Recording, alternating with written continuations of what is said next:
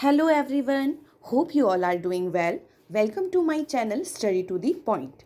आज हम one word one liner question answer series के दूसरे वीडियो में इंटरिम गवर्नमेंट या हिंदी में जिसे कहते हैं अंतरिम सरकार शीर्षक के 30 अति महत्वपूर्ण प्रश्न उत्तर करेंगे। तो चलिए बिना समय गवाए शुरू करते हैं। क्योंकि शीर्षक है अंतरिम सरकार, तो इसके प्रश्न उत्तर हल करने से पहले मैं आपको अंतरिम सरकार का अर्थ बताऊंगी। अंतरिम सरकार का अर्थ बीच की सरकार से है। ये अंतिम नहीं है, कई बार इसको अंतरिम की जगह अंतिम लिख देते हैं, तो ये अंतरिम सरकार है, अंतिम नहीं।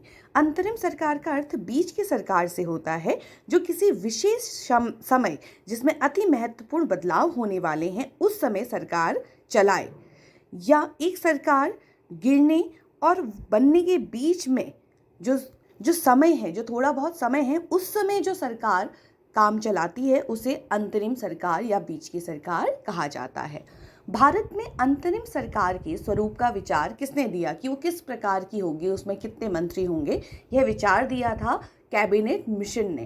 कैबिनेट मिशन जब भारत आया तो उसने दो काम किए। पहला, संविधान सभा का निर्माण किया भारत के लिए, और दूसरा यह विचार दिया कि भारत में अंतरिम सरकार किस प्रकार से बनेगी। कैबिनेट मिशन के अनुसार कितने सदस्य अंतरिम सरकार में होने का प्रावधान था। जब कैबिनेट मिशन ने अपनी रिपोर्ट दी या सुझाव दिया तो उसने कहा था कि 14 सदस्य होने चाहिए अंतरिम सरकार में। इसका आंसर है 14, जिसमें 6 सदस्य कांग्रेस से, 5 मुस्लिम लीग से, 1 सदस्य एंग्लो इंडियन, 1 सिख और 1 पारसी समुदाय से लिए जाने थे, कुल 14। भारत में अंतरिम सरकार का गठन कब हुआ? 2 सितंबर 1946 में भारत में अंतरिम सरकार का गठन हुआ। भारत में अंतरिम सरकार किसके नेतृत्व में बनाई गई? पंडित जवाहरलाल नेहरू जी के नेतृत्व में बनाई गई। भारत में वास्तविक अंतरिम सरकार की सदस्य संख्या कितनी थी? सुझाव तो 14 का था, लेकिन थी 12। अंतरिम सरकार में प्रारंभ में किस दल के नेता सम्मिलित नहीं हुए? उन्होंने मना कर दिया कि हम अंतरिम सरकार में नहीं सम्मिलित होंगे। वो था मुस्लिम लीग। क्यों? क्योंकि मुस्लिम लीग पाकिस्तान की मांग कर रहा था, अलग राष्ट्र की मांग कर रहा था, तो इस वजह से उन्होंने कहा कि अंतरिम सरकार में हम शामिल नहीं होंगे। बाद में किंतु वे हो गए थे। मुस्लिम लीग के नेता अंतरिम सरकार का हिस्सा कब बने? 26 अक्टूबर 1946 को।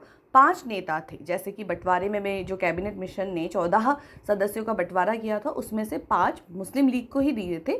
तो 12 सदस्य की जो अंतरिम गवर्नमेंट बनी थी, अंतरिम सरकार बनी थी, उसमें से भी 5 जो थे वो मुस्लिम लीग से थे। अंतरिम सरकार ने कब तक काम किया? 15 अगस्त 1947 तक। मैंने अभी थोड़ी देर पहले आपसे कहा था कि 2 सितंबर 1946 को बनी थी, काम किया था 15 अगस्त 1947 तक। तो अंतरिम सरकार का क्या मतलब हुआ? बीच की सरकार। जब ब्रिटेन अपना शासन छोड़ रही थी भारत में, और भारत की वास्तविक सरकार बनने तक, जो कि 15 अगस्त 1947 में बनी थी, उसके बीच में किसने काम किया? तो उसके बीच में अंतरिम सरकार ने काम किया। भारत के अंतरिम मंत्रिमंडल में गृह मंत्री कौन थे? सरदार वल्लभ भाई पटेल जो थे भारत के अंतरिम मंत्रिमंडल के गृह मंत्री थे। भारत के अंतरिम मंत्रिमंडल में सूचना एवं प्रसारण मंत्री कौन थे? तो ये भी सरदार वल्लभ भाई पटेल ही थे। भारत के अंतरिम मंत्रिमंडल में कार्यकारी परिषद के उपाध्यक्ष कौन थे? कार्यकारी परिषद के अध्यक्ष नहीं हैं, उपाध्यक्ष हैं, तो वो हैं जवाहरलाल नेहरू। भारत के अंतरिम मंत्रिमंडल में विदेशी मामलों एवं राष्ट्रमंडल को कौन देखते थे? पंडित जवाहरलाल नेहरू। भारत के अंतरिम मंत्रिमंडल में रक्षा मंत्री कौन थे? श्री बलदेव सिंह। भारत के अंतरिम मंत्रिमंडल में शिक्षा मंत्री कौन थे? श्री राजगोपालाचारी। यह अंतरिम मंत्रिमंडल की बात हो रही है, भारत के प्रथम मंत्रिमंडल की बात नहीं हो रही है, जो कि 15 अगस्त 1947 को बना था। वो है भारत का प्रथम मंत्रिमंडल, और यह है भारत का अंतरिम मंत्रिमंडल। भारत के अंतरिम मंत्रिमंडल में रेलवे मंत्री कौन थे? वो हैं आसिफ अली। भारत के अंतरिम मंत्रिमंडल में श्रम मंत्री कौन थे? जगजीवन राम। भारत के अंतरिम मंत्रिमंडल में खाद्य एवं कृषि मंत्री कौन थे? राजेंद्र प्रसाद।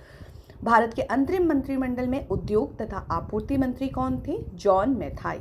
भारत के अंतरिम मंत्रिमंडल में वित्त मंत्री थे लियाकत अली खान। भारत के अंतरिम मंत्रिमंडल में वाणिज्य मंत्री कौन थे? आई चुंदरी गर। स्वास्थ्य मंत्री कौन थे? गजानतर अली खान। विधि मंत्री थे अंतरिम सरकार के योगेंद्र नाथ मंडल। अंतरिम सरकार के संचार मंत्री कौन थे? अब्दुल रब नश्तर। अभी हमने जो वल्लभ भाई पटेल पढ़े थे वो सूचना एवं प्रसारण मंत्री थे, ये हैं संचार मंत्री। अंतरिम सरकार में कार्यकारी परिषद के अध्यक्ष कौन थे? पहले हमने क्या जाना था, उपाध्यक्ष कौन थे कार्यकारी परिषद के, तो मैंने दोबारा लिखा है पंडित जवाहरलाल नेहरू। लेकिन अध्यक्ष कौन थे? अगर पंडित जवाहरलाल नेहरू उपाध्यक्ष थे तो अध्यक्ष कौन थे? तो भारत का जो वायसराय होता था वो इसका अध्यक्ष होता था कार्यकारी परिषद का। तो जब 2 सितंबर 1946 को हमारा जो अंतरिम सरकार थी वो बनी, उस समय वायसराय विस्काउंट वेविल थे। तो 1947 तक ये वायसराय थे, तो ये अध्यक्ष थे। उसके बाद लॉर्ड माउंटबेटन बन गए थे 1947 में। तो फरवरी 1947 से भारत की आज़ादी तक कार्यकारी परिषद के अध्यक्ष थे लॉर्ड माउंटबेटन। तो ये दोनों ही आंसर सही हैं। यदि एक ही ऑप्शन में आता है तो वह लॉर्ड माउंटबेटन, और अगर एक ही ऑप्शन में वायसराय विस्काउंट वेविल आते हैं और लॉर्ड माउंटबेटन भी आते हैं तो कार्यकारी परिषद के अध्यक्ष ये दोनों ही रहे थे।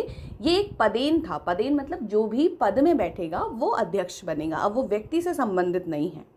अब्दुल रब नश्तर, आई चुंदरीगढ़, लियाकत अली खान, गजानतर अली खान, योगेंद्र नाथ मंडल, ये जो 5 नाम अलग से लिखे हुए हैं ये मुस्लिम लीग के नेता थे अंतरिम सरकार में। अब इनके नाम याद करना इतना महत्वपूर्ण क्यों है? इन 5 का नहीं, जितने भी 12 लोग हैं, क्योंकि कभी कभी क्वेश्चन आता है कि अंतरिम सरकार में इनमें से कौन सा नेता सम्मिलित नहीं था या कौन इनमें से मंत्री नहीं था अंतरिम सरकार में, तो आपको याद रहेगा।